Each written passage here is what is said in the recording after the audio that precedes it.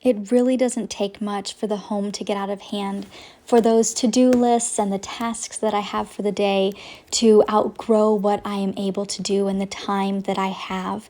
Sometimes there are contributing factors to that and things that make it more complicated. This week, that was sickness.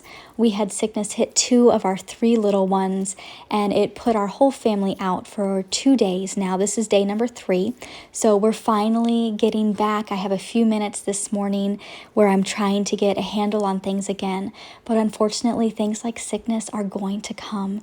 Whether you are a stay-at-home mother who homeschools or a working parent, sickness is going to be there, and it's going to throw everything out of whack.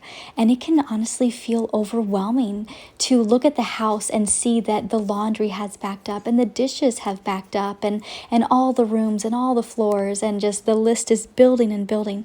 That can feel overwhelming. And I want to encourage you that it's going to be okay. Even if you look at my counters and the mess that's there, and this is only a small piece of my home, I'm trying to spare you from what the rest of the house looks like. But even when that happens, because it's going to be okay. It's not a failure on your part. I had to change my focus the past 2 days from caring for the entire house to caring for the 2 little ones who were sick. And I would try to slip away and get a few things done here and there, and I would only have 3-5 minutes maybe, and here comes a little one begging me to come back to the couch and be his pillow again while we watched another episode of Paw Patrol. And I would put down whatever I was doing, and sometimes that was hard to do. It was hard to turn away from those chores that felt like they were getting out of hand. But I knew that my priority was what was waiting for me on the couch. It was those little ones who were sick and needing love and care. The house, it's still going to be there. The mess is not going to go away, so there's no need for me to be concerned about that. And I had to choose to put those things from my mind, those tasks that I couldn't get to, the laundry that I knew was backing up. I had to choose to put those away and not focus on them, because I was doing at that moment what was most important, and that was sitting on the couch with my little one who had a fever and trying to make him comfortable while we waited for the meds to kick in and all that we were doing to try to make him healthy. And that was my priority, and it wasn't a failure.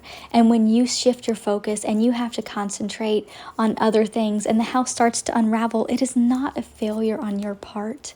Not at all. There's going to be time to catch back up again, and it's going to be okay. So this morning I was a little bit relieved. I had some extra time. The children are doing better. Fevers are down. And I decided to turn my attention back to the kitchen and the dining room here.